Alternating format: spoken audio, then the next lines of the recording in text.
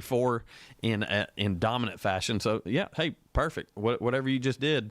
Sorry for the technical issues. We're back. So something got turned off on the board, and hey, look at me figuring it out though. Hey, listen, Big Money Mason over here is not board savvy, but he's starting to be because he's logged some time over the past 2 weeks and is getting it figured out for us. So once again, welcome back. You are listening to The Drive on ESPN Cleveland. For Jim Gum, Jacob Mason, I'm Andy Morris. Excited to be with you guys here on ESPN Cleveland 101.3. Also streaming on Facebook and MixTV.tv there on YouTube. Big stuff going on. We're going to talk some Atlanta Braves today. We got a big interview that we are going to bring to you here in the middle of the show coming up with a very, very inside person when it comes to Truist Park. Excited about that because she is the senior executive vice president for operations for the Atlanta Braves in Truist Park, and really great interview. Looking forward to that coming up. But again, we're going to cover Game 1 of the Braves. And, Jim, you're talking about NBA. Got to get that in here, too. Yeah, the NBA is we've got half the field set for the finals. It's going to be Oklahoma City probably taking on Indiana. I guess you can't count out the Knicks just yet. It looks very, very promising, though, that Indiana will – I mean, the Knicks will have to win 3 straight. Yeah. I just – could it happen? Yes, it could. All their odds are against them. Yes, they are. Yes, they are. I think Indiana's going to end up there. But regardless, if it's the Knicks or it's the Pacers, I think Oklahoma City is going to win this championship. They look like the best team in the NBA right now. They have most of the season. They've got the MVP. Yeah. So, that definitely – it kind of has some vibes. Now, I'm not comparing the two. But in the 90s, being a 90s guy, 90s kid, the MVP of the league was the team that won the title most of the time, and that was Michael Jordan. And then you saw that going on with the Lakers between Shaq and Kobe. When those guys were winning MVPs, they're winning the title. You go to the San Antonio Spurs era. Listen, they had Tim Duncan, David Robinson. Those guys are winning MVPs. Guess what they were doing? They were winning NBA titles. So this is kind of on par. A very exciting Oklahoma City team. Again, the Thunder defeated Minnesota, the T-Wolves last night, 124-94, and that clinched the Western Conference Finals and advanced them to the NBA Finals, where tonight, with a win over the New York Knicks, the Indiana Pacers can seal up the Eastern Conference Finals and advance on to the NBA Finals. They lead that series 3-1. You'll be able to listen to it right here at 8 p.m. on ESPN Cleveland 101.3. Did you see Pat McAfee hype up the crowd before the Knicks game? I did not. So they found him in the crowd, found him on the lower bowl, and some of the Knicks, big guys were there, like Spike Lee and some other, celebrities, and he used some colorful words. Surely not him. Shocking enough, but he basically said, let's send their butts home with their ears ringing, trying to get it the crowd hyped up, but a bunch of people spliced it with let's send their butts home. And so a lot of people kind of took some offense to that, but it mainly was to hype up the crowd. But it was a ruckus environment in there for sure, and the Pacers look good. And he's an Indiana guy, obviously played for the Colts. Yep. And so he's there. He's kind of being the face of the fandom for the Indiana Pacers, Went it seems West to be. Virginia, if I'm not mistaken. Yeah, he did. He did. But I'll tell you, I like Pat McAfee. Some people, it rubs them the wrong way. He's hilarious. I think he's funny. He cracks me up. He said, in my opinion, the pairing of him and Nick Saban, yes, I agree. It saved game day. I agree. Game day was starting to be something that I love watching every Saturday. Funny story, when me and my wife first got married, she knew me to sleep in, but then the first Saturday of football, I was up at 7:30, making breakfast, doing all this stuff. She goes, "Why the honey-do list done?" She was like, "Why are you up so early?" And I was like, "Game day comes on at 9." And she's like, "You wake up every Saturday for college game day?" I said, "Absolutely." So, I'm one of those people that loved watching it. And between him and Nick Saban together on there, it's given a spark of life to that show. And they've gotten comfortable with each other, Yeah. which it's just made it even better. And the timings after, because Lee Corso has gone down. Of course, he's got one more show left in him. When Lee Corso was at his height, he was everything to that show. Yeah. He really was. But unfortunately, age is, like I've said this a million times, Father Time's undefeated. Of course, he did have the stroke, and that hurt him. But I always liked the fact that Kirk Herbstreit would be right there to help Yeah. Coach Corso out. I loved that relationship. Yeah.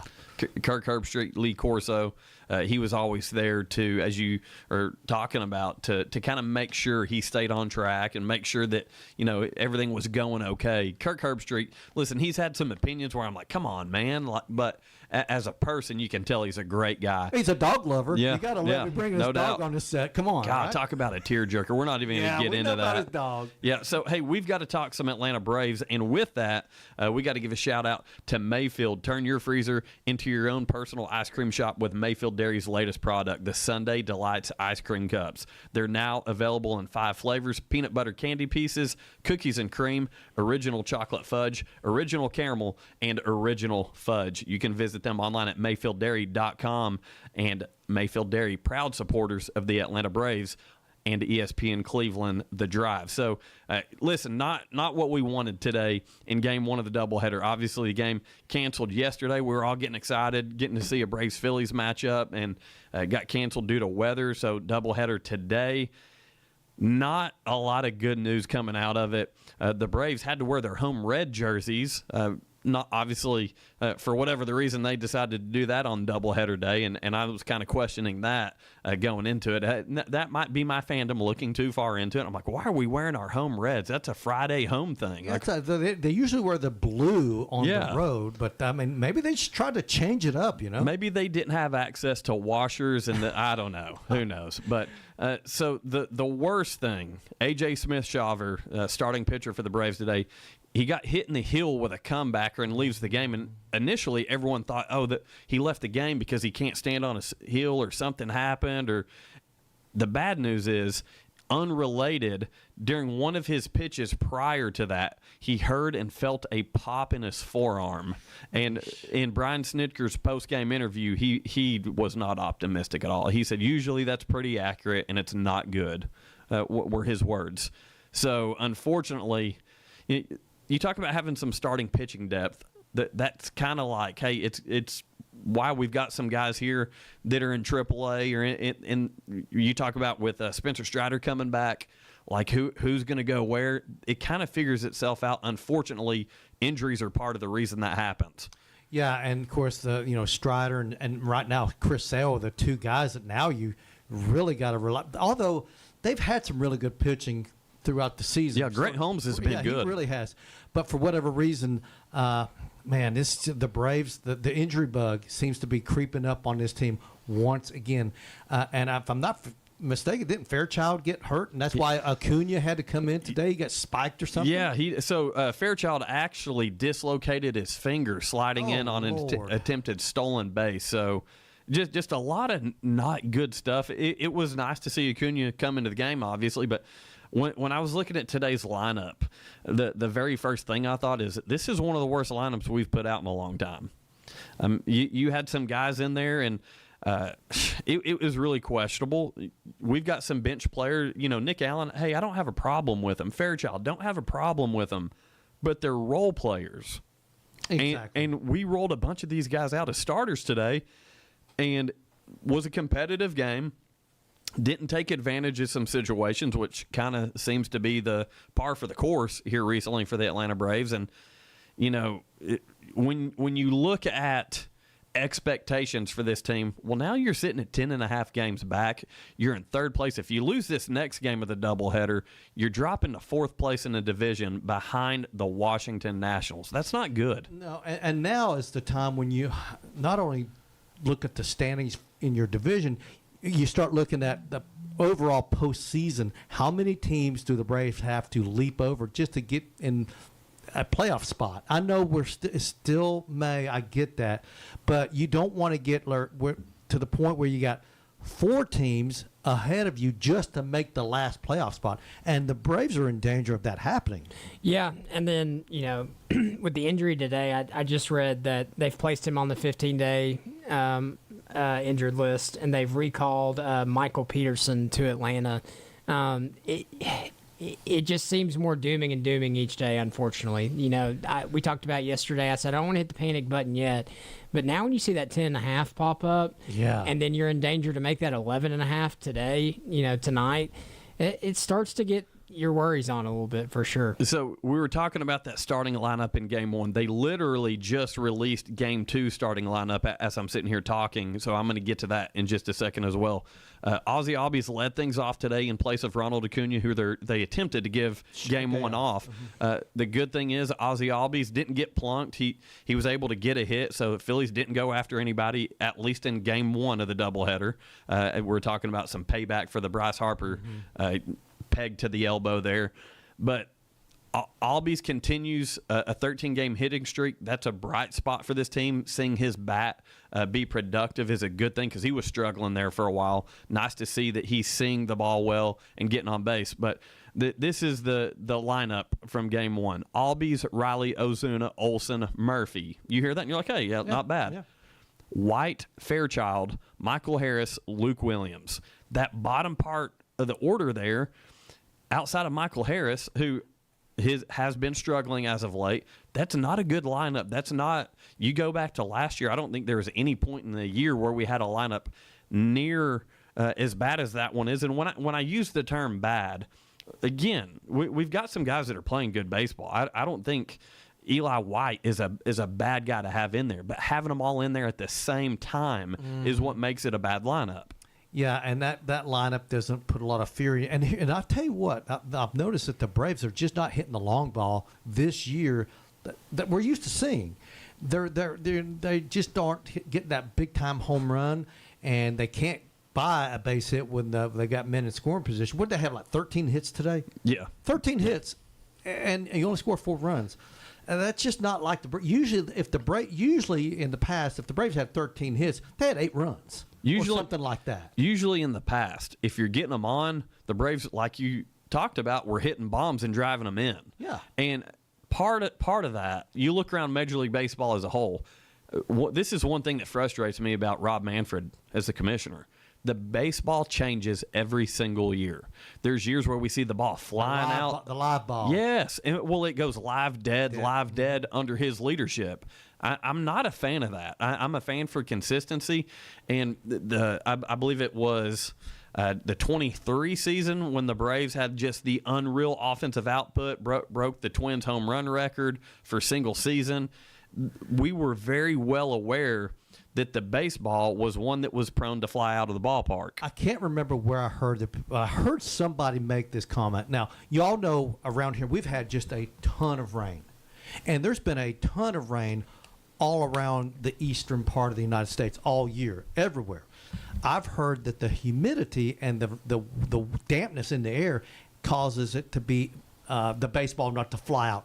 I don't know if that's true. Let's wait and see if it gets real hot and humid in June and July. We start seeing a lot of home runs. Then I'll buy into that one. But I did hear somebody make that comparison. Well, they just need to start passing out those balls that they used for that Yankees game that was the cornfield game. Yeah. Where, the Field of Dreams game, yeah, there you go. The cornfield game. Come on, Mason. We knew what he meant. But I mean, didn't they have like 19 runs? That's like when the Georgia Bulldogs play at home. They play what is it called? Around the bushes. Around the bushes. Around the bushes. It always helps when you got Aaron Judge in the lineup. You know what I mean? Listen, you guys. 20 bombs already this year. I love Jacob. I just like giving him a hard time whenever I find an opportunity. But those balls flew out of the park. They did. So hey, I mean, if we're having like a lack of offense, let's just throw those balls back in the play. Yeah, so unfortunately the Braves fall to the Phillies in Game 1 5-4, and there were some places there throughout the game, as you talked about, Jim, where the Braves could have made something happen. Leaving guys on base continues to be a problem, but highlights from the game, Nick Castellanos for the Phillies went 4 for 4, just a single machine, but getting on base, and when you get on base, that's a good thing. It doesn't matter if it's walks, hits, singles. However, the Phillies seem to be the team that are driving those guys in when they're getting on base. Michael Harris, though, did have a phenomenal rob and catch of a potential home run off of Max Kepler in the 4th inning, and Michael Harris continues to dazzle in center field. Oh, he's awesome. Just need to get that offensive production going, and as we already talked about, Stuart Fairchild left the game with a dislocated pinky sliding in while caught stealing, and then, of course, Ozzie Albies with that 13-game hitting streak. So some bright spots. Sean Murphy hit a home run today. That got the Braves within a run. and just, unfortunately, just can't seem to get it going here within the past 10 games. It seems like everything offensively has been a struggle. Yeah, they're 2-7 over their last 9, and of those, they've lost 4 one-run games. They're number 1 in the MLB in losses by 1 run. I think they're 9-14 overall. And their road record is what, 9-20 now? Yeah, is that 9-20? That's horrible. It's not that it's not like they're not playing competitive baseball. It's just they're not figuring out how to win those tight games. It's one thing. We talked about this yesterday. You're either not closing games. You're either not you're leaving runners stranded, which we have done a lot within that period of time. But looking at this Game 2 lineup, Acuna's back leading off. Drake Baldwin, Marcelo Ozuna, Matt Olson, Austin Riley, Ozzy Albies, Alex Verdugo, Michael Harris, and Nick Allen looks a lot better. So I do like the fact that we've got a better lineup going into Game 2. Feel a lot more comfortable with that. The Braves currently 25-29, third in the National League East. 10.5 games back. Got to make sure we're not dipping too much further than that. And Game 2 of the doubleheader tonight up in Philadelphia will start at 6:45 first pitch. Chris Sale versus Zach Wheeler, a couple of aces going at it. You'll be able to listen to that game on Mix 104.1, presented by Mountain View Nissan of Cleveland. With that, we're going to take a quick break. When we come back, we've got a very special interview for you guys. Stay tuned. The Drive will be back after a quick timeout. Stay tuned for more nonstop sports talk on The Drive, presented by Hardees. You can't run, you can't hide, but you can drive. Drive away from your credit challenges today at Kia Cleveland on South Lee Highway. This is John Davis at Kia Cleveland announcing our credit forgiveness event. Our lenders will forgive your credit sins and your misdeeds and say yes to you and yes to financing your dream car. Plus, we'll take any trade in any condition and give you $7,000 over Kelley Blue Book fair value toward the purchase of any new Kia Sorento EX in our huge inventory. That's right, $7,000 more than your trade is worth. Don't forget it. I'll beat any deal from anywhere in Georgia, Tennessee, or Alabama. Drive away from your credit challenges today and come see me, John Davis, during our credit forgiveness event at Kia Cleveland on South Lee Highway in beautiful Cleveland, Tennessee, where getting approved is as easy as 1, 2, 3. Looking for the dealer who's gonna give you more. Kia of Cleveland Superstore. Subject to lender approval. Offers don't combine. Expires month end. KiaofCleveland.com. Hardee's Original Bag packs 2 full-size favorites, plus fries and a drink starting at $5.99. Pair any 2 items. Choose from a charbroiled double cheeseburger, hot ham and cheese, or hand-breaded chicken tender wrap. Or choose 2 double cheeseburgers for just $1 more. A great big bag of original goodness starting at just $5.99. Only at Hardee's. Download the Hardee's app and join My Rewards for special offers. These items only. Tax not included. Price and participation may vary. Got an injury that just can't wait? There's no need to delay your care. Center for Sports Medicine and Orthopedics is excited to announce that our Urgent Ortho Walk-In Clinic is now available on Saturdays at the Gun Barrel Road location. Open from 8 to noon, we're here to treat sprains, strains, fractures, and more. No appointment needed. So skip the long ER wait and get specialized orthopedic care fast. Visit us this Saturday at Center for Sports Medicine and Orthopedics Urgent Ortho. We're the center for expert care right when you need it. Learn more at sportmed.com. ESPN Cleveland 101.3 is powered by Duracell. Welcome back to The Drive, presented by Hardees. Join the conversation. Text 423-749-1013. You can also listen anywhere on our website, ESPNCleveland1013.com. Hey, welcome back. You're listening to The Drive here on ESPN Cleveland 101.3. Andy Morris here along with Jacob Mason, and we've got a special guest caller. Jacob and I have both been really excited about this. We're going to speak with Hannah Basinger, who's the Senior Vice President of Operations for the Atlanta Braves at Truist Park. Hannah, are you there with us? I am. It's great to be here with you. Well, thank you so much, first of all, for taking the time out of your day to call and talk with us. Again, like I said, Jacob and I, both huge Braves fans, we've been really excited to talk with you today, especially about the game day experience and everything that's going on at Truist Park. But if you could, just for a second, let our listeners know a little bit about yourself. Absolutely, yes. I'm excited to be here with you all today. Love hearing about your fandom. We love hearing about Braves fans all across Braves country, so really excited about that. Look forward to welcoming you down when you're here this summer.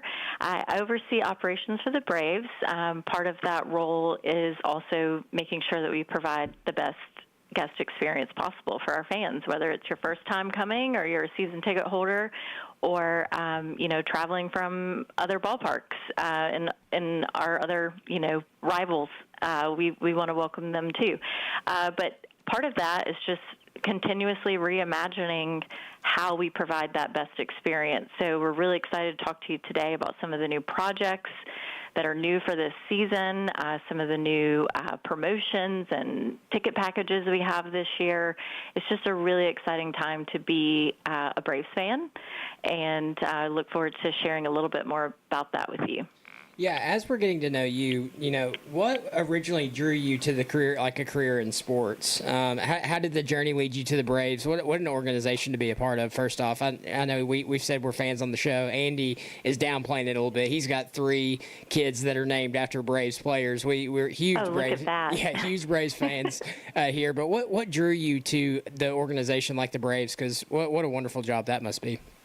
I love that question, and I love giving this answer because I have a very specific answer. So I grew up wanting to do everything that my big brother did, and he was a baseball player. So I played baseball, and I was the only girl on my t-ball team and thought that was completely normal. And so even as a young kid, and it's funny, we'll talk about this in a minute when we talk about our ticket package that we have coming up, a pretty exciting one. I thought I could play professional baseball. No one could tell me that I couldn't. So in some ways, I was destined for this, and I get to work in professional sports every day with a best-in-class organization like the Braves, who are continuously focused on the fan experience and making sure we're providing that in every way. So it really started as a childhood dream, and here I am working here still.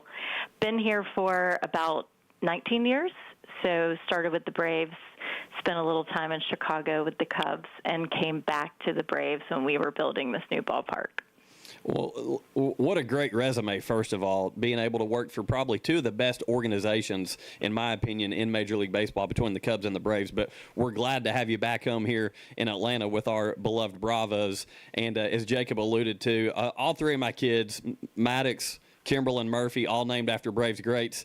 And speaking of my kids, yeah, thank you. We're huge Braves fans, obviously. My kids absolutely love the Braves Kids Club specifically. I know that's something that you'd like to talk about today, but even Hope and Will Sandlot down at the ballpark, it's expanded this year. If you could tell us a little bit about that. That is one of our most exciting projects that we unveiled this year. It is phenomenal. It has exceeded my expectations on just seeing it in action during the game. So you have to get those kids down here soon. I would love to host you and show you around. But we do have the brand new Children's Healthcare of Atlanta Park. It's over 30,000 square feet of space, so it's reimagined, expanded from what you alluded to with the Hope and Will Sandlot. It's even larger now. It includes a mini baseball field, so we have live action baseball happening for kids. They can hit it out of their own mini-sized Truist Park, which is really exciting. We feature live video feed of that throughout Children's Healthcare of Atlanta Park, so they can see themselves up on the screen as they're playing on the field as well. We have the rock climbing wall that is also out there. We have batting cages and really just a nice green space for families to hang out, and food and beverage offerings in the space as well. What's really neat to see is how families just kind of hang out there even during a game, because we are broadcasting the game from out there. It's really a neat space that has come to life in an exceptional way. So I'm curious, do you guys still have the zip line? Because if so, we've got to make sure that when MLB Network's in town, we keep Mark DeRosa off that thing.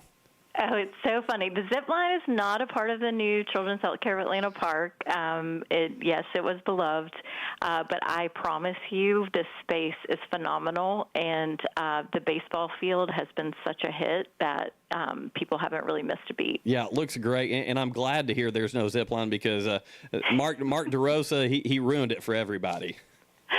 So funny. Hey, so, one thing we've been talking about on the show recently is I don't think people really understand how much logistics go into putting on a sporting event. We've been talking about local high school state championships and stuff like that have been going on. Could you take us through what a day-to-day looks like for you hosting a home Braves game? Yeah, I mean, there's a lot that goes into the off season. I'll even back up from the day to day. So I tell people a lot, the seasonality of this sport, we have 6 months off and 6 months on, and the 6 months of the off season are actually a lot crazier, believe it or not, than the 6 months that we're in season. We have a finite amount of time to do these new projects, to renovate certain areas of the ballpark, to try to launch new initiatives and new experiences, bring in new food and beverage vendors, which I'll talk a little bit about that as well. So a lot of that heavy lifting work happens in the off season. And then we have great collaboration across the organization, everything from our game entertainment to security, food and beverage, our guest operations, all departments working seamlessly together. So we have something called a pre-con that leads us into each homestand where we're talking about special events, ticket packages, special guests, maybe unique logistics for a certain game. We just had a military night last Friday, so maybe talking in more detail about what those plans are.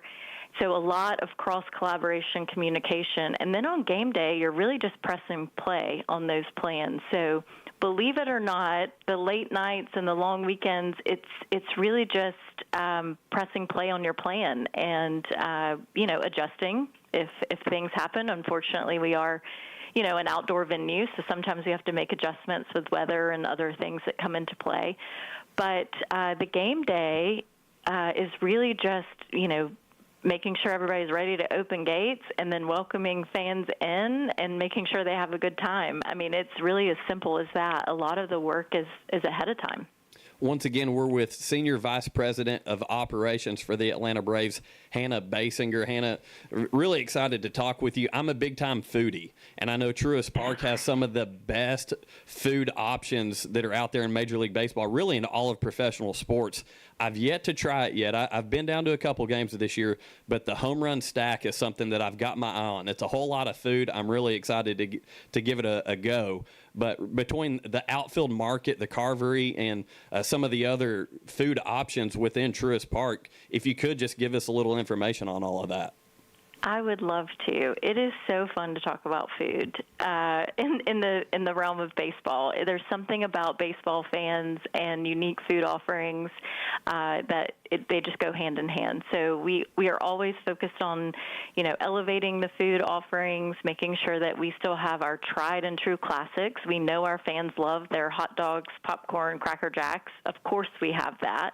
But we also look to bring in new things and local partners and make sure that it's a variety of food offerings for people who come all the time and want to switch it up and do something different.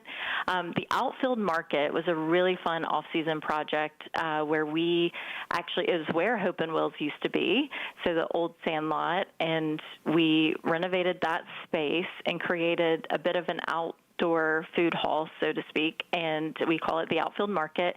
We have 8 new food stalls, everything from local cheesesteaks to burgers to hot dogs that are unique with innovative toppings. We even have handmade beignets that have been such a hit. Who knew you needed a beignet at the ballpark, but it's been a hit.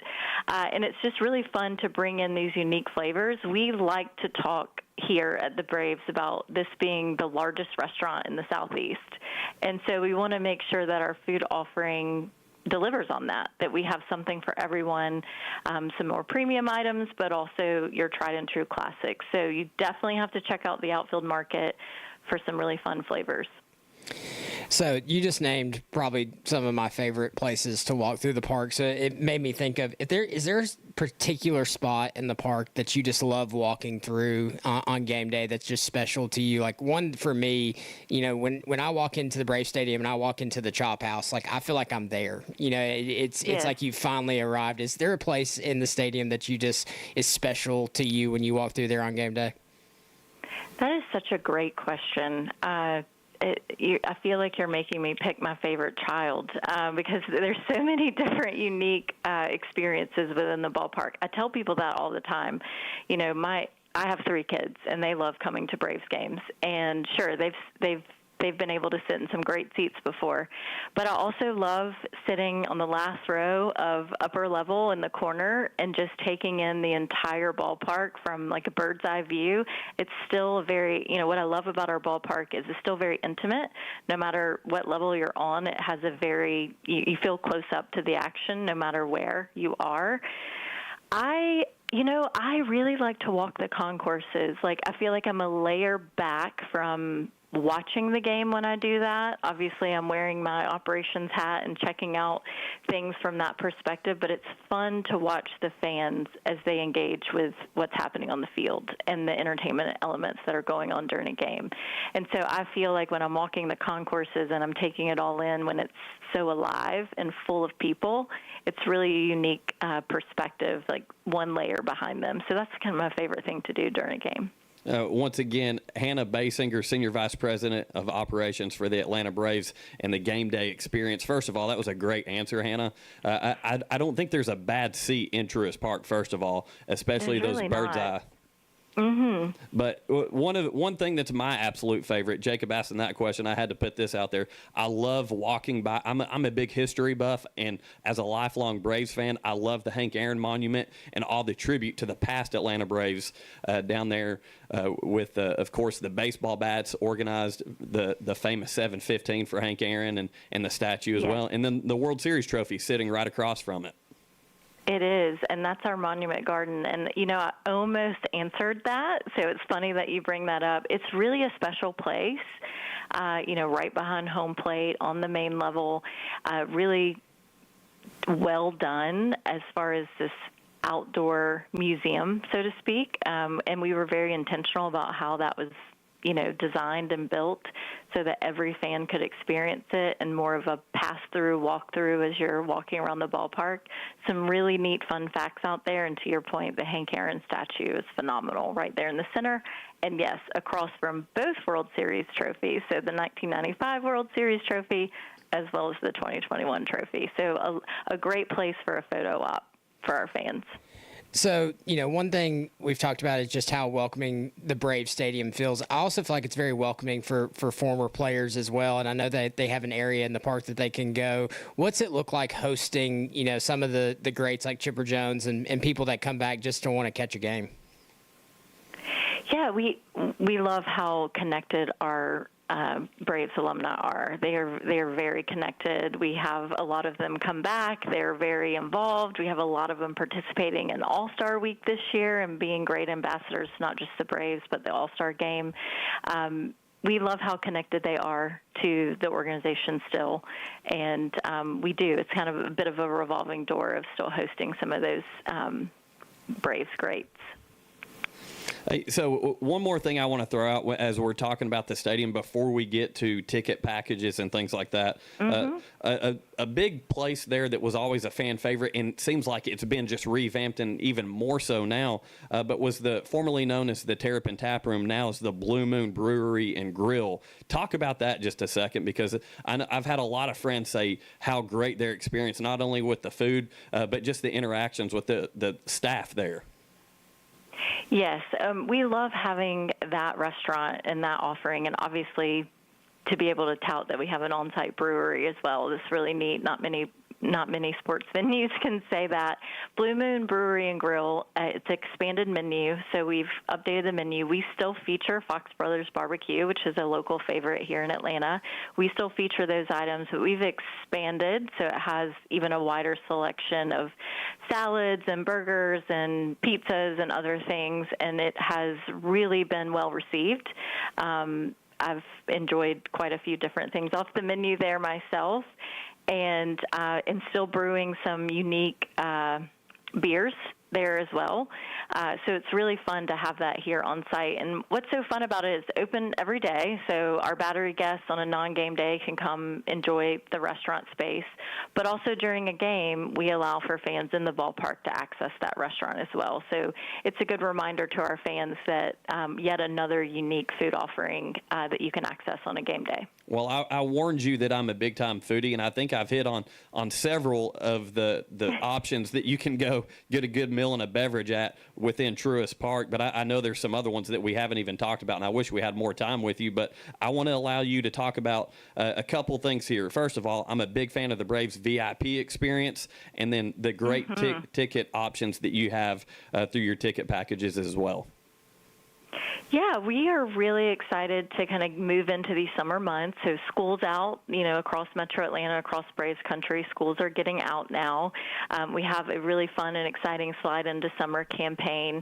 We just came off a very successful, popular May in the A campaign for our weekday May games. So we're extending that into the early part of June. We have some special deals on tickets. We have $10 general admission tickets. We have $10 parking for those weekday games in June. We also have $1.99 hot dogs, $3.99 Miller High Lifes. We have some unique opportunities during that Arizona series, which is June 3rd through 5th. On that June 5th game, we are allowing our kids, our younger guests, to do a parade and do player high fives on the field. So some really neat opportunities to get in here on some of those first days of summer and experience what I think a Braves game is all about. Yeah, well, listen, as long as we keep the kids from bumping into Ronald Acuna too hard, we got to keep them healthy, keep them on the field, right? Absolutely, absolutely. What a comeback. That was pretty exciting. Yeah, it definitely was. And tell you what's really been exciting, having you on the drive with us, and I definitely hope that we can have you on again in the very near future, because this has been such an exciting segment for Jacob and I. Both, like we said, our listeners know this, huge Braves fans, so to be able to have someone of your experience to come on the show with us and kind of break down all the good things going on at Truist Park, it's been a pleasure. It has been a pleasure for me, too. Obviously, this is fun stuff to talk about, and would love to host both of you, your families, your kids, show you around some of the new spaces. Would love to see you here this summer. Well, thank you so much. I do have one final question. If you had a walk-up song when you walk down the concourse, what would your walk-up song be? You said you wanted to be a player. I got to know. What would your walk-up song be? Oh, my gosh, look at that question. He's putting you on the spot. We do that on this show a lot, by the way. Putting me on the spot. Okay, I'm going to throw you for a loop here. I would pick like a Foo Fighters song, because that music really pumps me up. So I would pick something from Foo Fighters. I know that might not be what you were expecting me to answer. No, that's a great answer. But there's my answer. Yeah, very, very solid answer. Once again, Senior Vice President of Operations for the Atlanta Braves, Hannah Basinger. Hannah, thank you so much for joining us today. We will definitely be in touch and hopefully have you on again here on The Drive. Thank you so much, and go Braves. Go Braves.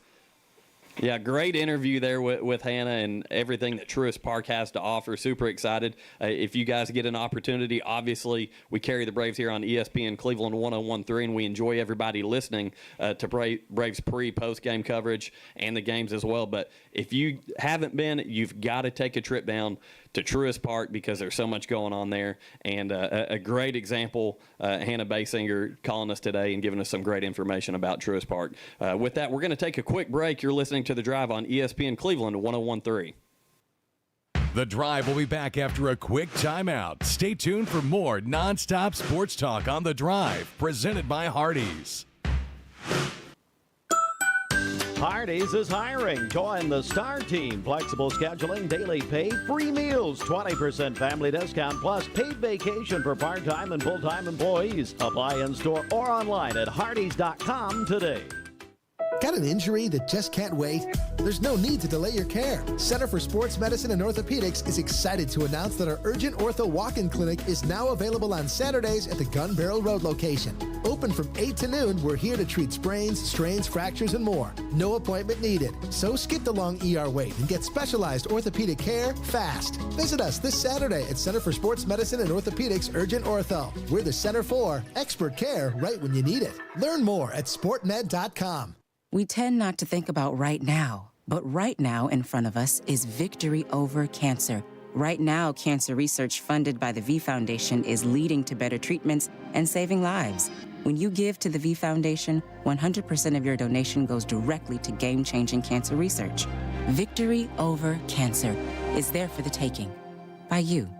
Donate at V.org. Because today's cancer research is tomorrow's victory. Don't give up. Don't ever give up. When you need a new roof, it's all about trust. Your home is too big an investment and you can't afford to make a mistake. Cleveland Plywood has the products and expertise you're looking for. Contractors have trusted them for over 50 years, and they carry only proven products from reputable suppliers like IKO. IKO Cambridge is one of the heaviest weight asphalt shingles you can buy, and their limited warranties are among the industry's best. Protect the investment you've made in your home. Go with the pros at Cleveland Plywood, 2700 20th Street Northeast in Cleveland. Call 472-3357. Hey guys, this is Dan Good from Crown. Just reminding you that Crown Jeep is Cleveland and Bradley County's Jeep headquarters. Cleveland Tire Center, locally owned and operated for over 45 years. Cleveland Tire, your one-stop auto care shop in Cleveland. North Lee Highway, where the name says it all. Do your legs feel heavy, tired, or achy? Dr. James Gooden at Milligan Vein offers an office treatment that can make you look and feel better, and your procedure is covered by most insurance. Visit milliganvein.com or call Dr. Gooden today at 423-961-5682. Welcome back to The Drive, presented by Hardees. Join the conversation. Text 423-749-1013. You can also listen anywhere on our website, ESPNCleveland1013.com.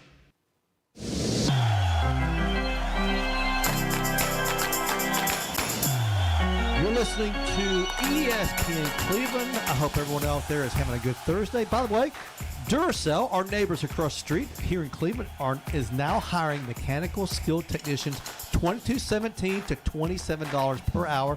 Excellent benefits beginning day one. Medical, dental, and vision insurance, paid vacation, holiday pay, 401k, tuition reimbursement, and more. Apply now at Duracell.com. That's Duracell.com. And, you know, we've been talking a lot about the Braves and talking about heartbreak. Nobody had more heartbreak than the Lady Vols today. Oh, my goodness. Up 3-1, and I believe Oklahoma hit a walk-off. Was it a three-run? Yeah, three-run walk-off home run for the Lady Sooners. The Sooners come back, and they beat the Lady Vols. And so they put the Lady Vols now in the losers bracket there at the Women's College World Series. So tough going there for the Lady Vols. Hey, another bit of news coming out. We've talked about the SEC meetings going down there in Florida. Texas Athletic Director Chris Del Conte wants more on-campus postseason games. So, of course, you know, last year, the first round, we had them on campus. Big hit, all four of them. Right now, you got the first rounds on campus, quarterfinals, bowl sites, semifinals, bowl sites, and, of course, the national championship at a neutral site. What would you guys think about if the quarterfinals were also moved to on-campus? What would your thoughts be about that? I'm all for on-campus stuff. I mean, I think a game day environment isn't the same at a bowl game. Like, I've been to plenty of bowl games. I've been to a national championship game, and those are fun because it's split right down the middle.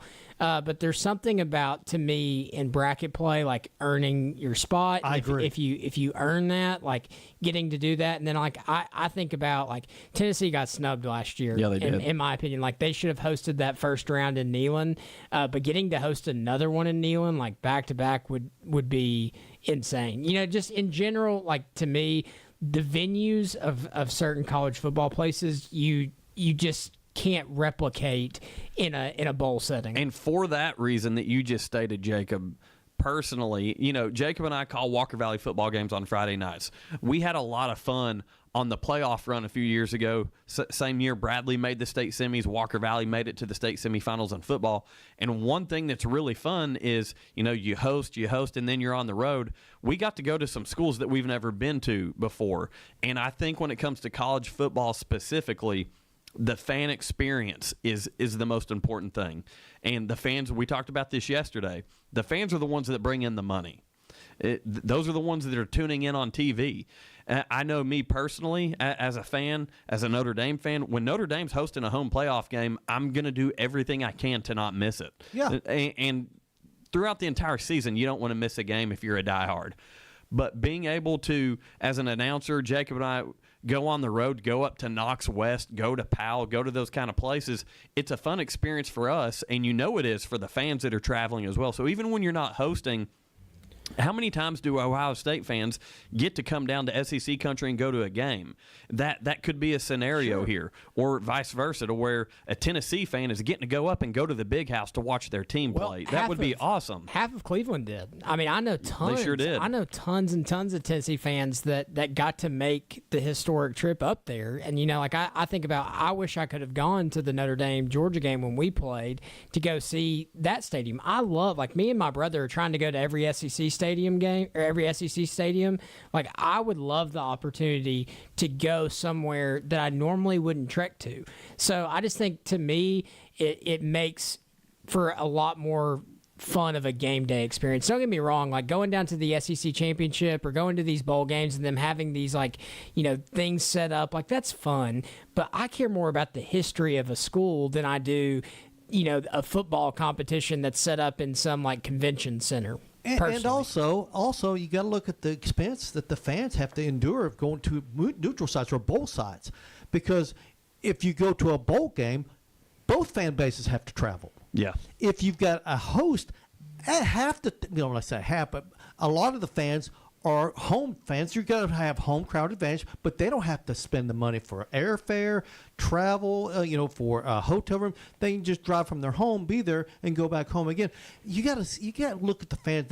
You can't expect these fans to be able to chuck out all this money week after week after week. Yeah, and really, with the expansion of the playoffs in general, I really thought ticket prices would be higher. Just because they gouge you all year long, to be able to go to a Tennessee night game, for a fan is not cheap unless you have season tickets. Same with the Georgia game, Alabama game, whatever. But they were pretty affordable from what I looked at for Tennessee fans traveling to Ohio State. Yeah. They dropped so low at one point that I was I'm not a fan of either of these teams. Well, and a lot may go. A lot has to do with the fact that Ohio State fans were sitting there going, all right, do we go to the game in Columbus, or do we think, hey, we'll win this game, let's save our money up and go to Pasadena? Yeah. And there were some goes, hey, if we win that game, then we got to go to Dallas and play, in the Cotton Bowl. So you got to put yourself in their shoes. Taking a gamble. And so they're gambling. I can't go to all of them. I'm going to pick and choose. Let's go to Pasadena. Let's save our money. Let the Tennessee fans have all these tickets. And that's pretty much what happened. Well, to tie in another subject here pertaining to the playoff, I'm excited about the straight seating, because I feel like things last year were manipulated. Big time. Listen, and Notre Dame sold out quickly. And part of it was, Notre Dame fans were excited to host the first ever home playoff game in the history of college football. But that Indiana matchup, you knew you weren't going to have a problem selling tickets with a team right down the road. That's right, yeah. So that's right. I feel like things like that played into manipulating matchups and to make sure that Tennessee and whoever else, Texas, they're both SEC teams. We don't want them near each other. I think that stuff was manipulated, and we've seen it for sure manipulated going back to the 4-team playoff. Mm-hmm. And I want a straight seed because I don't want a committee looking at matchups. Well, who's going to get on campus or who's going to travel for this bowl game? I don't want that. I want the seeding to be as accurate as possible from 1 through 16. If we're going 16, I want the worst team to be the 16th team. Absolutely. Yeah, and honestly, Tennessee was the sacrificial lamb last year, in my opinion. They were. Nobody's ever going to be able to prove it because it's behind closed doors. But get another SEC team in, and we'll give Ohio State the home playoff game. Tennessee deserved that home game. And I mean, I know Ohio State went on to win it all. And honest to goodness, after watching that game, I said on this show, I don't think there's anybody that can beat them. Yeah, I said the same thing. But if you play that game in Knoxville, that game looks different. I don't care. There's some aspect of that game looks different because they're going to just change that matchup. Yeah. It's a different outcome for Tennessee. The first quarter, that game was over. It was 21-0 after the end of the first quarter. Ohio State saw it up 21-0. After the first quarter at Neyland Stadium. No, They're it's not. It's not happening. They probably the first two drives they probably stall because those fans make it impossible for you to be able to hear. If you've ever been as an opponent, we're speaking to the home crowd here, so they know. But I just remember sitting in there as the away crowd, thinking like my ears can't take 2.5 more hours of this. Yeah. So it's a different atmosphere. And the good thing, we're talking about the Ohio State-Tennessee game, but Penn State, SMU, the Penn State crowd was amazing. Notre Dame crowd was amazing. When Clemson was playing at Texas, that crowd was amazing. All 4 games, the home team, the crowd really was into it. And I'm just like you guys. I just think there's a different vibe on campus in your home stadium than at a bowl site. There just is. So I want to throw this out there. When you're talking about hosting, and your original question was not just the first round, but the second round, the quarterfinals as well. Mm-hmm. I'm all in on this because just that atmosphere, the fan experience, everything in general, getting to be in your own locker room, deserving to be able to sleep in your own bed because you earned that right before you go play the next day. All that stuff is huge to me. That's important. That's a big deal. And we talked about the spring fling, like being able to host it, like having the state tournament here when I was competing as a wrestler in high school. I loved having it in my backyard because I got to sleep in my own bed, and that was an advantage. So I can understand these teams throughout this schedule is extremely tough now. It doesn't matter. It's a long schedule. It's a tough schedule. You get into the playoffs to play that quarterfinals game and have that advantage. That's huge. So I feel like another aspect to this on top of all that is, let's say Vanderbilt, they're getting their stadium redone. Hopefully that'll be finished. Last year they played half the season. It's going to be finished for this year. Yeah, they had half the season. It was under construction, and everybody wanted to keep making fun of them, but they finally had the money to do it. Mm-hmm. Let's say that they play a great SEC schedule this year, and they overachieve, and they earn a home playoff game. Is that a college football cathedral? Not at all. Not at all. But it will be neat because they've earned that, and they get to have that atmosphere in their stadium, and that's going to open the door to a lot of fans that have never paid attention to a game at Vanderbilt Stadium. And you know what I would hate? I would hate it if Nashville convinced Vanderbilt to go to Nissan. Go to Nissan Stadium. More fans. No. Stay and play it at Vanderbilt. I know it's 40,000 seats. That's all right. And I'm using them as an example. North Carolina could be that team. Coach Belichick over there with what he's got going on, they could be the ACC champs. They could host a game. I'm all for earning that. Let's not just keep it at the Horseshoe. Let's not just keep it at Notre Dame Stadium. The teams that earn to host that round, that are playing in that round, let's go different places because it brings more interest and more fans to experiencing the uniqueness of college football. Those fans deserve the opportunity to be the home team, And I think it'd be cool to see Ohio State or Georgia have to go on the road in a hostile environment and see if they can overcome it or not. I think it's great. Could you imagine having Michigan coming to Neyland Stadium? Those fans trying to, how crazy it would be. Listen, I'd go up there and wear orange if Michigan came down. But I would love to see the traditional powers. Alabama have to go on the road. Georgia have to go on the road. Florida have to go on the road. USC go on the road. Like, can you imagine Indiana hosting a playoff game last year? That would have been so cool just because it's huge for them, and they would have set that stage brilliantly, in my opinion, because how many other times are we going to get this opportunity? And what a recruiting pitch that would be, right? Yeah, and to me, college football has started leaving the fan. Whether it's between ticket prices, whether it's between asking for NIL money, whatever it is, like they've left the fan in the sense of like thinking about them. That what an opportunity to give fans like of different universities all across America that earned the right to host another playoff game. Like, to me, a bowl game is about money. It just boils down to it. It's about money and how much money they're willing to give here, X, Y, and Z. Make it better for the fans. Make it more exciting for the fans. Because here's the thing. Like, say I can't afford I couldn't afford to go to the Notre Dame game when they came down to Georgia. Ticket prices were just way too high. Insane. You know what I did? I bought a tailgating package, and I went and spent the whole daggum day down in Athens. That's cool. And got to experience the atmosphere, not just in the stadium. I know a guy that did that for a Steelers game up in Pittsburgh. He couldn't get in, but he went there. It was a playoff game. It was a postseason game, but he went there to tailgate. He was there for 2 or 3 hours. He's a big Steelers fan. So, but he said the same thing. It was worth. He says, "I'm so glad I did that." Yeah, me and 3 of my buddies went down there and we watched it with 150 other Georgia fans and got to go spend the game day experience down in Athens. It's worth it to me than to be in the Atlanta Dome. Okay, that's an easier drive for me, but like outside of like the Gulch and the convention center, I'm going to end up in some like restaurant or bar watching the game with, whoever. Right. I would rather be on campus every time in the setting, in the atmosphere. Yeah, when Georgia would score, I could hear the roars from the stadium. That's cool. Even though I wasn't inside. That reason that you're mentioning is exactly why the Atlanta Braves built Truist Park. I know we're shifting them from college football to Major League Baseball. The reason they built that whole outside area, the battery, the way they did, is so. Listen, I went to a World Series game in 21 when the Braves won the World Series. It was awesome, but it was the standing room only tickets were gone. The place was packed like I've never seen it before.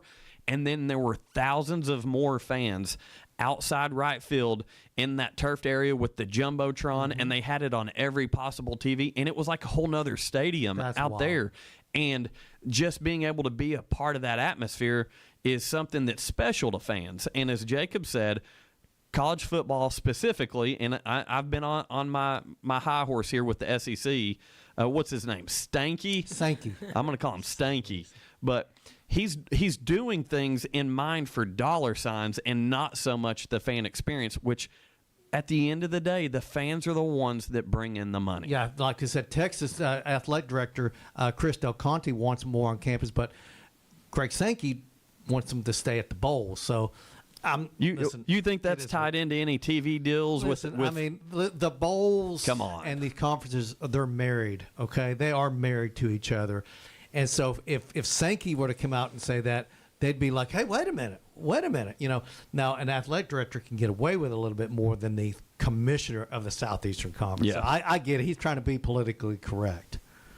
But, well, one thing that I do like – I do love the history of the bowl games. I don't want to lose that, and it's not fun watching a 6-win team playing a bowl game, but the way that like the Pop-Tarts Bowl or the Duke's Mayo Bowl has presented their bowl games, like I'm excited to watch those bowl games because they put on a good presentation. It doesn't matter, like those aren't the best teams that are playing in those bowl games. Like who was it? But they never have. Yeah.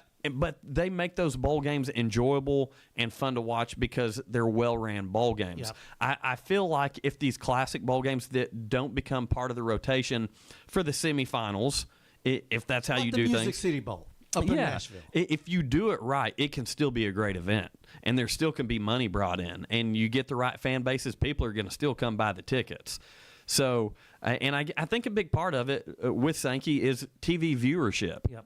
I do know this, the Music City Bowl, once they get the new stadium built, they've got visions of becoming a big-time host for major bowl games or playoff postseason games, which I get that with a new dome stadium up in Nashville. For right now, the Music City Bowl is whatever it is. Yeah, when they do, I personally don't know that there's very many cities in America that are better hosts for sporting events than Nashville. You see, great city. Yeah. You see people like the NFL draft. That's still probably my favorite NFL draft that they hosted was in Nashville. The Predators playoff games, the atmosphere up there is phenomenal. Yeah. It's wild, and so just that street, all of it. Nashville is such a great host when it comes to concerts, events. I could very well see them trying to hop in that loop. Well, they are. I've talked to the director of the Nashville Sports Authority up there, and he's over the Music City Bowl. I did another show on another station last year and had him as a guest, and he did say that once the new stadium opens, that Nashville is going to bid for the national championship game, Final Fours. That's awesome. And he thinks the Music City Bowl will become a better rotation as far as the SEC pecking order. The matchups between the ACC and the SEC. Over the Outback Bowl and the Citrus Bowl. Wow. Yeah, I was visiting up there with my wife when Purdue and it wasn't the Vols. Yes, it was. Was it the Vols? Yeah, they beat the Vols on the last. Tennessee thought they scored a touchdown, and the officials said it. I remember that. But I just remember the drove of Purdue fans that wanted to take a trip down to Nashville. Well, it's an easy drive from Indiana. And so, to me, it's a great host. It's a great location. I think that'd be awesome. You know what I like to call them? What's that? Perdon't. Perdon't. Go Irish. Hey, so real quick before we leave the show, I want to ask you guys, because we always kind of do this stuff at the end where I'll throw out a random question and kind of put you on the spot. But if there's a play, and you got to take away last year's playoff. If there's any place in college football that you would like to see a home playoff game take place, what would be outside of your stadium? Obviously, Notre Dame, Ohio State, we're out of it. Georgia's out of it. That's your team. Where else would you like to see a home playoff game take place? Washington, up there, University of Washington. I love that up there in Seattle. A great venue up there. Husky Stadium, yeah. I view Penn State and... Well, they did host one last year. Yeah, they hosted. But I view them and Neyland so close. I don't know that I want to select Neyland, but it's hard. After you've been like that Oklahoma game that I went to, the Oklahoma-Tennessee game, I legitimately couldn't hear for days. And so I think about a night game in Neyland for a playoff environment and just what it would do for our local friends and people like that. I'm gonna take the homer pick and say Neyland Stadium just because there really isn't. I'm not one of those Georgia fans that tries to beat my chest and say that Athens is the city is better. Neyland Stadium is a premier stadium in all of college football. It's top 3 in my opinion. Yeah, and I think. So I'm glad you said that because I was torn. I wanted to talk about Neyland because it's a premier stadium in college football. Like I said, I think it's probably top 3 if you want to debate, for sure top 5. LSU too. But so as much as I'm not an LSU guy or a Brian Kelly guy, can you imagine Baton Rouge at night hosting a playoff game? Clemson. Clemson would be amazing. Death Valley, Happy Valley, either one of the valleys there. I think Nebraska or Oklahoma would be awesome places as well. But I think they would. So really, I'm throwing 2 out: LSU and the Big House at Michigan. Yeah, absolutely. Those places. And again, we're naming some top-tier blue blood type programs, but those environments, because the size, the tradition, Clemson, the tradition, they're walking down the hill, Howard's Rock and everything. Hey, it's unreal. Florida State is another one. Oh, man. Florida, Chief Osceola on Renegade throwing the spear down to start the playoffs. And before Miami moved to where they're at now, when they played at the Old Orange Bowl, Old Pro Player. That was a great venue. Now they play up there in Miami Gardens, 30 miles up from the road. But no, when they played at the Old Orange Bowl downtown Miami, that place was electric. You talk about it's good. I'm just thinking, you said LSU, and now I'm just thinking about that at night. It'd be the most insane environment in college football. With the band playing that song they're not supposed to. Oh, my goodness. Goodness gracious. I could just imagine LSU, they get to host a game, and they give them a day game. Oh, that would be terrible. They would be livid. Well, did you see? I've been calling for this for years, and it sounds funny. I went to a Taylor Swift concert with my wife. They gave us a wristband that you pulled the string on, and then they controlled how the lights. Morgan Wallen did the same thing at Neyland Stadium. So I ripped it when it turned orange. I ripped it off my wrist. I've been saying for years that they should do that, and LSU did it this year. And just to see that environment, the whole stadium lighting up, being able to blink on their command, doing exactly what I just can't even fathom what that would look like, especially if they played somebody that was like another big top tier. Yes, like another Michigan at LSU. How great would that be? Oh my goodness. Hey, what about Notre Dame rolling into LSU, taking on Brian Kelly and the Tigers? That would be my gosh. Down there in Baton Rouge. That would be so cool. Yeah, that'd be wild. That'd be crazy. I've got one more good one, and then I guess we're going to call it a day because we got Braves coming up at 6:45.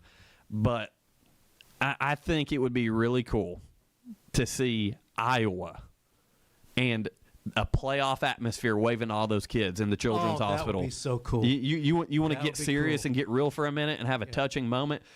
Put that spotlight on those children during the college football playoff. That would be a really cool environment. What's so cool about that is both teams and all the fans, it doesn't matter away or Iowa fans, everyone looks up there. It don't matter what color you're wearing. Because those kids, I could get emotional thinking about that. Yes, I really the visiting team enjoys it just as much as the home crowd and the home team. Yeah. And Great tradition. Kinnick Stadium up there, one of the really I don't want to say untold because it's known within the Big Ten, but a great atmosphere. Doesn't get the reputation that others get. Or the recognition. Yeah, exactly. But Niall Kinnick, probably the best player Iowa's put out from beginning to end. They've had some good players. They've had some Dallas Clarkson guys, but you know what they called him? I'm not. The Corn Belt Comet. Corn Belt Comet. How about that? Yeah, some random knowledge. That's a good one, man. Yeah, you got me on that one. Yeah, Nebraska, another great home site. Those fans are hungry to be relevant again. That'd be a cool home playoff game. Matt Rule's getting it turned around there. It's just going to take a little time. But listen, places like that, they want to be good in football, and at some point they will be good at football. Listen, we saw Tennessee go through about a decade of being irrelevant. After Lane Kiffin, it was tough. It's all about getting the right coach in there. You got to get the right coach. One Butch Jones, at one Orange Pants, what was his name? Maduli, one him. Derek Dooley, Jeremy Pruitt. Butch Jones. It took the fourth coach, being Josh Heupel. They finally got a coach in there that got Tennessee relevant again. Another good one, Florida. Would be the Swamp would be a great host place. Yeah. I was thinking Eugene, Oregon. I was about to say Oregon as well. You just talk about getting right coaches in there, like Dan Lanning, getting those fans. Like, 12th man down at Texas A&M. BYU, man. Texas A&M is on my list of I've got to go to. I've been trying, but they sell 93,000 of their tickets are sold already. Previously sold, and they seat I think like 111 or something like that. Like it's tough to get a ticket. BYU there. I think would be a good venue too. Those fans are pretty beautiful scenery. Oh yeah, they got a great view there. So there's so many good venues out there. There really are.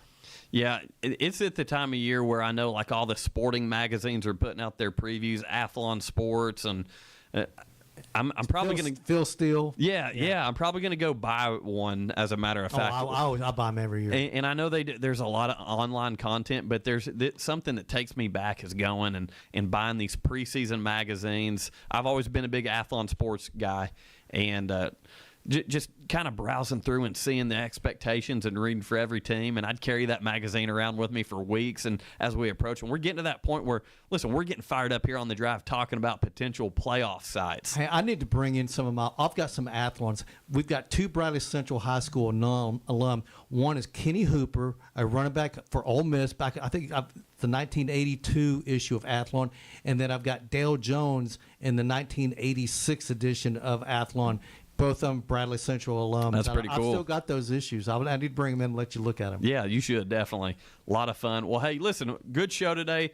Talking some college football. Braves coming up on Mix 104.1 at 6:45. Once again, Chris Sell versus Zach Wheeler. A couple of aces there going at it.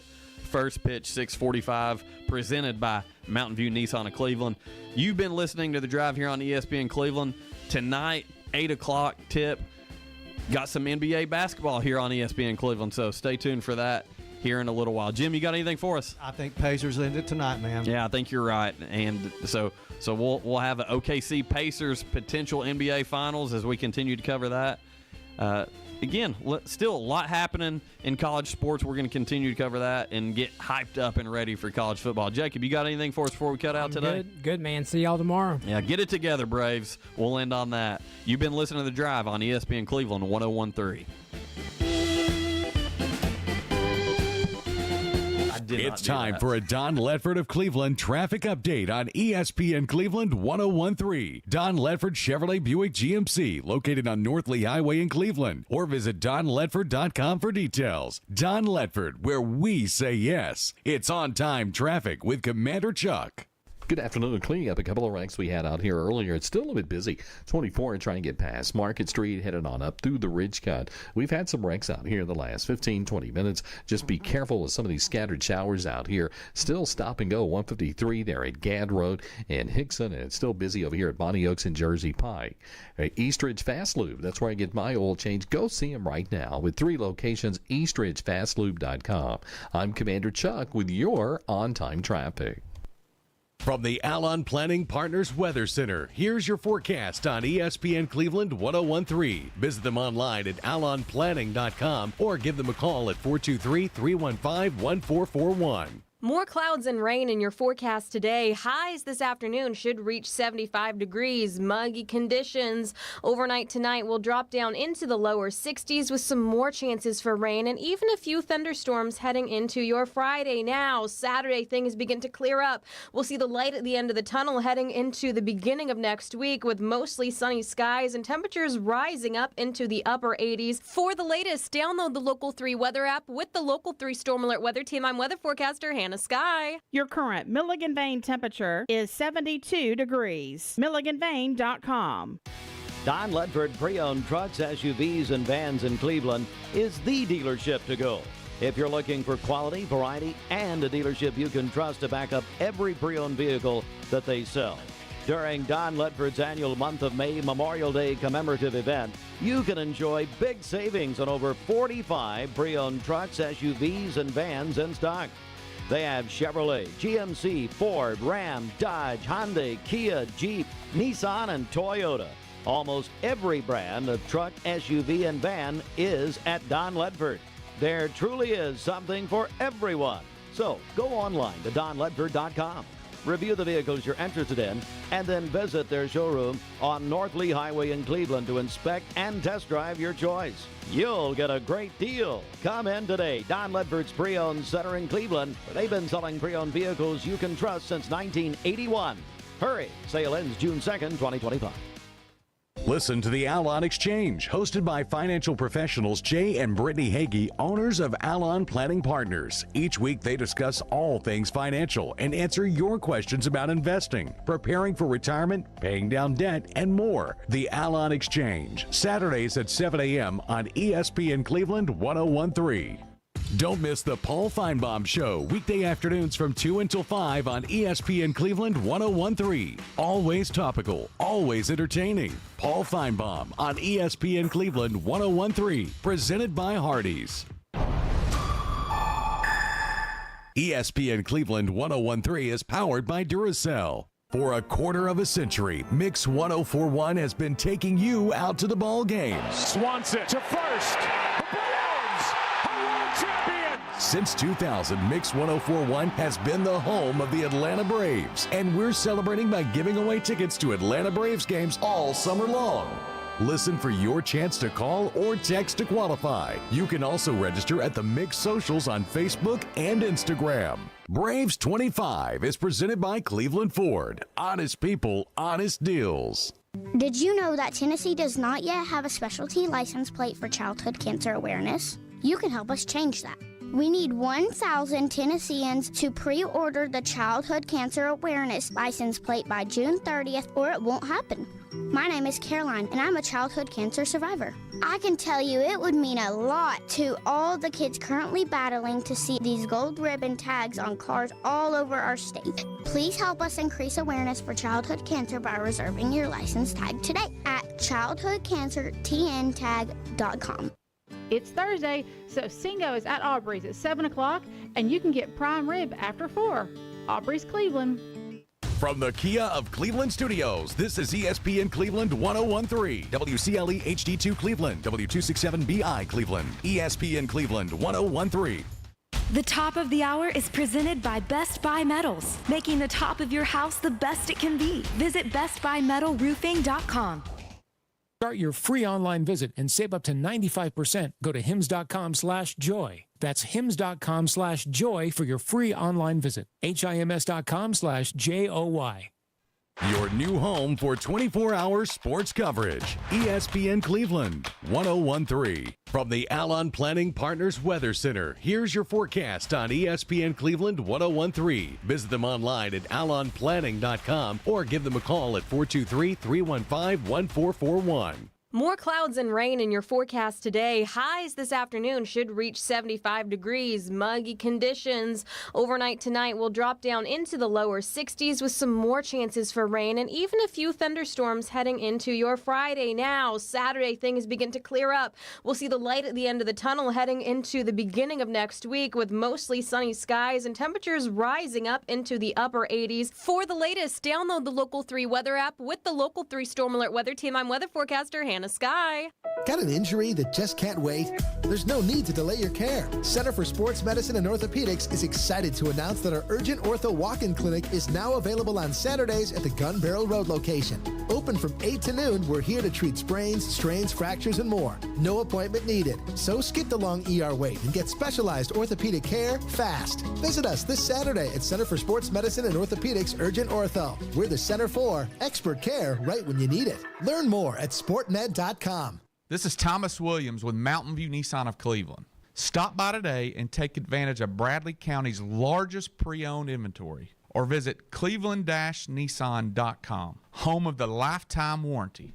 What if a friend or a loved one was thinking about suicide? What would you say? What would you do? The Tennessee Suicide Prevention Network provides support. TSPN teaches how to spot warning signs of suicide, and we teach you how to do something. Go to tnprevention.org to learn how you can help with suicide prevention efforts. That's tnprevention.org, a public service announcement of the Tennessee Suicide Prevention Network and this station. Mix 1041 and Honda of Cleveland are teaming up to give one deserving teacher in our local area the chance to win a 2025 Honda Civic LX. Nominate your favorite teacher at mymix1041.com or on the Mix 1041 app. Dinner's ready, kids. It looks great. Oh, what is that? Can I help you? Hey, Big City Roofing, see? Big storm just came through. We're willing to tell your insurance company anything to get you a new roof that we might or might not poorly install. From what city? Big City, far away. Yeah, hard pass. Our Langley roof weathered the storm just fine. But we offer the Fat Chance Warranty.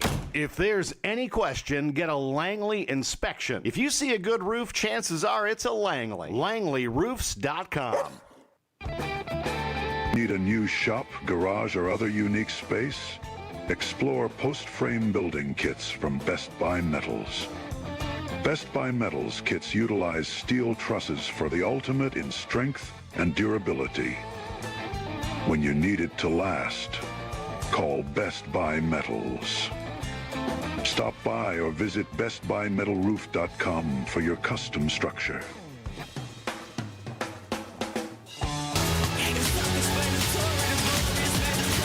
Unforgettable journey is nearing its finale. 4 more wins to take home the trophy. The NBA Finals, presented by YouTube TV, begin June 5th on ABC. Welcome to the show. Buckle up, it's about to get loud here. Where MLB stars flash unimaginable power. Wow. Unreal stuff. How good is this guy? And endless entertainment. Unbelievable. Where young trailblazers rock big speed, big swag, and big personalities. That's what I'm talking about. Welcome to MLB's Best. Sunday Night Baseball, presented by Capital One. Every Sunday all season at 7 Eastern on ESPN.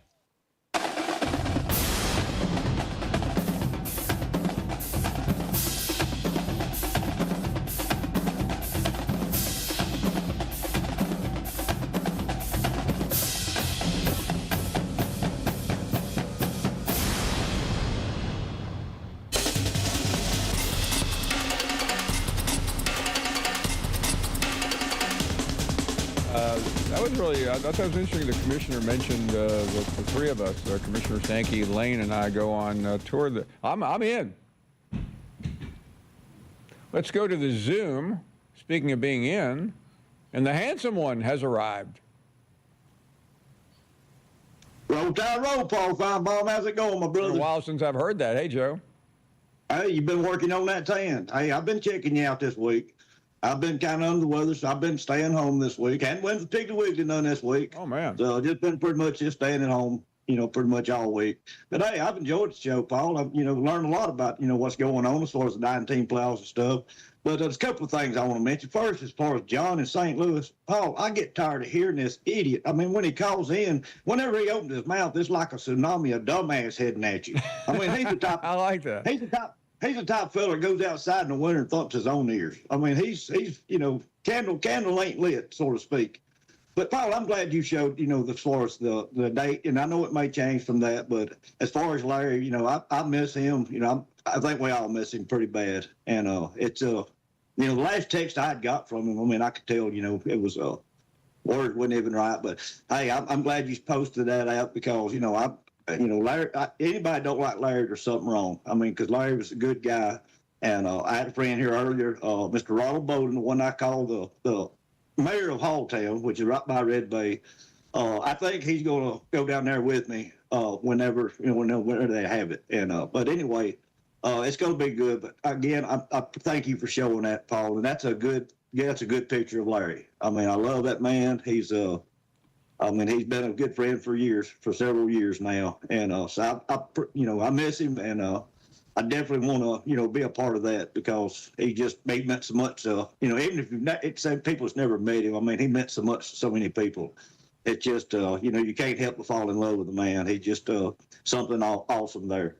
But hey, I enjoyed the show, and I don't know if I'll ever, make it to Atlanta for SEC Media Days, but I'm going to try to make it there. I'm going to try my best to. I have to get in touch with Rich, of course, in Atlanta, and see what he's doing that week. And but I do want to go see that. I've never. Yeah, but listen, and we're 3 weeks and 2 days away from the celebration for Larry, but we will. Right.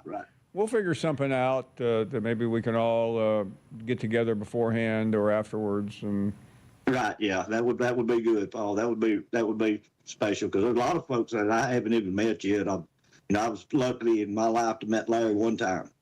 And, man, he kept me rolling, laughing. He's the one that, of course, that was at Miss Phyllis's funeral. He was the one that was, he was joking about, he actually did do that. He tapped me on the shoulder and said, move over, your 2 hairs sticking up on top of your head, blocking my view.